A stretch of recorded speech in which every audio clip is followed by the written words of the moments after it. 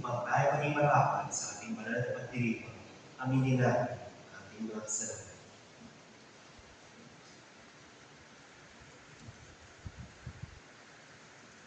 Inaamin ko sa makapangyarihang Diyos at sa inyong mga kapatid na lubha ako nagkasala sa isip, sa salita at sa gawa at sa aking pagkukulang.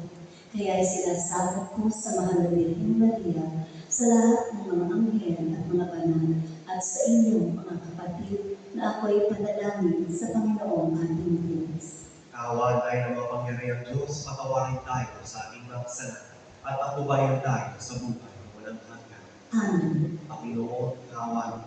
Panginoon, kaawaan mo kami. Kristo, kaawaan mo. Kristo, kaawaan mo kami. Panginoon, kaawaan mo.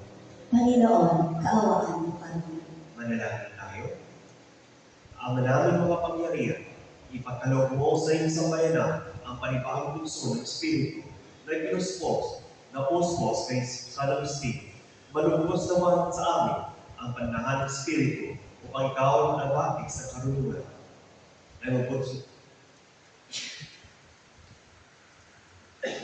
Ay magbunsod ng aming pananabik at ikaw ang bukal ng buhay ay aming masaliksin sa pamagitan ng Kristo sa Espiritu Santo magpasawalang hanggan. Amen. Ang pagpapahayag ng salita ng Diyos.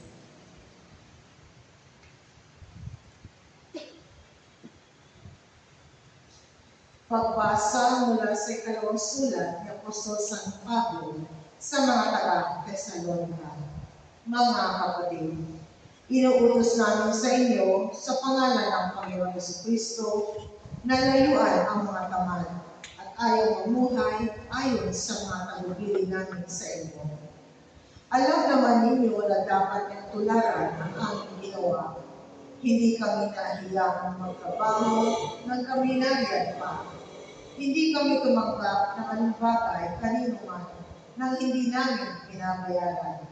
Nagpagal kami araw at gabi upang hindi maging pasanin ng sino man sa inyo. Ginawa namin ito dahil sa wala kaming karapatan maghintay ng inyong tulong, kundi upang kayo'y bigyan ng halimbawang dapat sundan. Nang kasama pa namin kayo, ito ang tagubilin binigay namin sa inyo. Huwag niyong pakanin ang sinuman ayaw gumawa. Ang Panginoon na bukal ng kapayapaan, ang siya nawang magkaloob sa inyo ng kapayapaan sa lahat ng pagkakataon. Naway sumayin lahat ang Panginoon. Akong si Pablo ang sumulat ng pagbati ito. Binabati ko kayo. Ito ang aking lagda sa lahat ng sulat ko. Ganito ako sumulat. Naway sumainyong lahat ang pagpapala ng ating Panginoong Jesucristo. Ang salita ng Diyos. Salamat sa Diyos. Mapalad ang sumusunod na taong may takot sa Diyos. Mapalad ang sumusunod sa taong may takot sa Diyos. Mapalad ang bawat tao na sa Diyos ay may takot. Ang maalam na ikay sumunod sa kanyang utos. Hindi siya magkukulang sa anumang kailangan.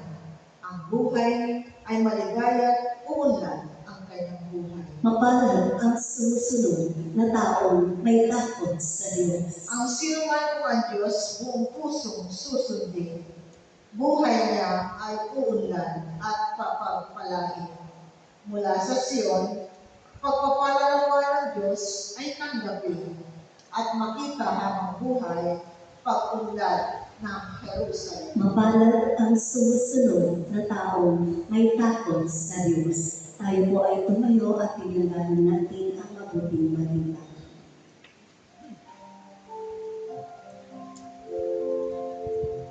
Alleluia, alleluia, alleluia.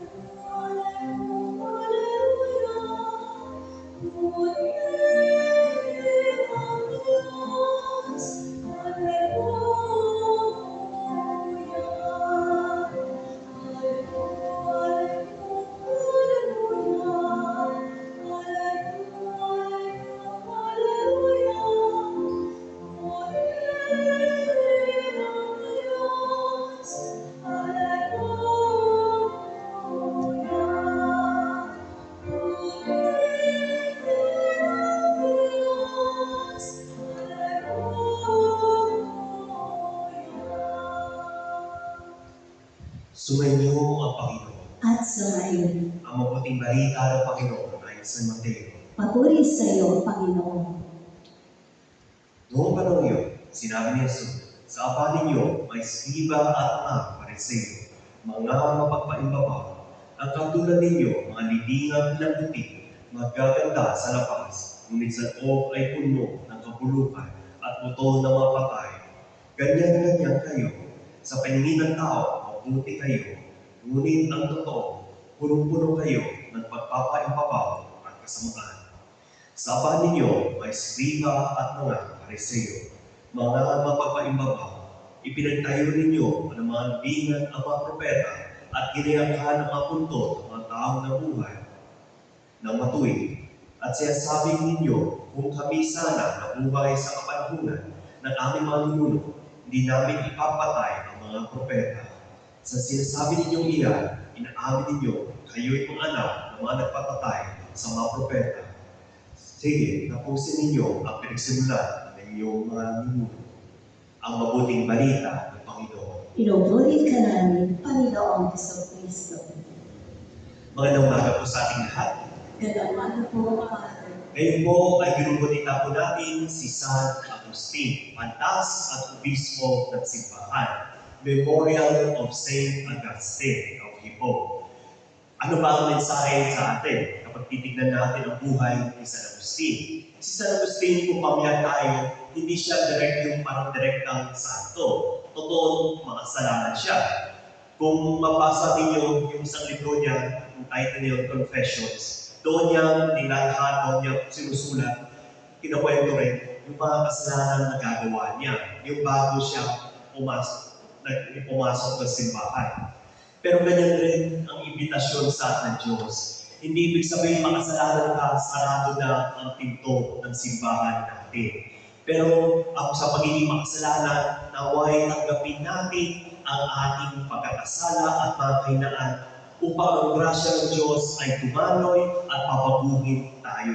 Kagaya ng halimbawa ng buhay ni San Agustin. Huwag natin gayahin kagaya ng ating mabuting balita ang mga skriba at mga Pariseo. Ang mga taong denial sa kanilang mga kahinaan at in denial sa pagiging makasalanan nila. Kaya paalala sa ating Diyos. Hindi ibig sabihin makasalanan ka, sarado ang pinto ng simbahan. Sapagkat ang pagiging makasalanan ay oportunidad para mas pagalawin, hayaan ang grasya ng Diyos kumalaw sa ating buhay, kagaya ni San Agustin. Sapagat sabi nga sa ating Diyos sa mga oras na ito, yung kagaya ng isang manulat, sabi niya, only a wounded healer can save us. Kagaya ng ating Panginoon, kung titignan natin, sugatan ang ating Panginoon. Pero ang kanyang pagkasugat ay upang makapasok tayo sa kanyang buhay. Kaya yan rin ang imbitasyon sa ating Diyos. Ang ating mga kailangan, ang ating mga sugat, huwag natin takpan. Pero hayaan natin yan nakabukas upang hawakan ng Diyos at upang maging daluyan nito ng grasya ng Diyos. Kaya nawa, sundan natin ang halimbawa ni San Agustin. Kahit sa kanyang pagkapakasalanan, siya ay nakilala bilang isa sa mga kilalang santo natin ng simbahan. Amen. Kasi tayo na magpapalit.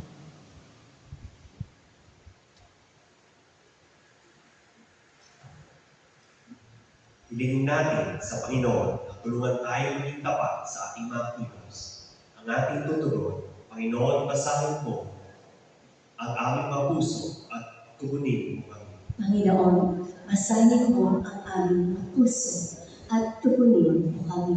Sa ating buhay bilang bayan ng Diyos, naway matugunan natin ang mga hamon ng Ebanghelyo sa pamamagitan ng ating tapat na pagsaksi. Manalangin tayo sa Panginoon. Panginoon, basahin mo ang aming mga puso at tugunin mo kami.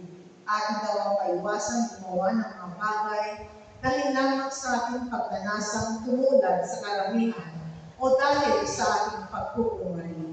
Manalangin tayo sa Panginoon. Panginoon, basahin mo ang aming mga puso at tugunin mo kami. ang mga nawalan ng pag-asa dahil sa ating masamang pakikitungo at pag-uugali, naway manumbalik sa pagsamba sa Diyos sa pamamagitan ng ating pagbabagong buhay. Manalangin tayo sa Panginoon. Panginoon, basahin mo ang aming mga puso at tugunin mo kami. Ang mga may sakit, naway makita ang mapagpagaling na kamay ng Diyos sa kanilang mga dinaranas ng mga pagsubok at paghihirap. Manalangin tayo sa Panginoon. Panginoon, basahin mo ang aming mga puso at tugunin mo kami. Ang mga yumao sa buhay na ito, naway agapin sa walang hanggang kaluwalhatian. Manalangin tayo sa Panginoon. Panginoon, basahin mo ang aming mga puso at tugunin mo kami. Ama, tulungan mo kami, sambahin ka na may katapangan sa aming puso at makalapit kami sa iyo sa Espiritu at sa katotohanan. Hiling namin ito sa Panginoon Kristo, aming puno. Amen.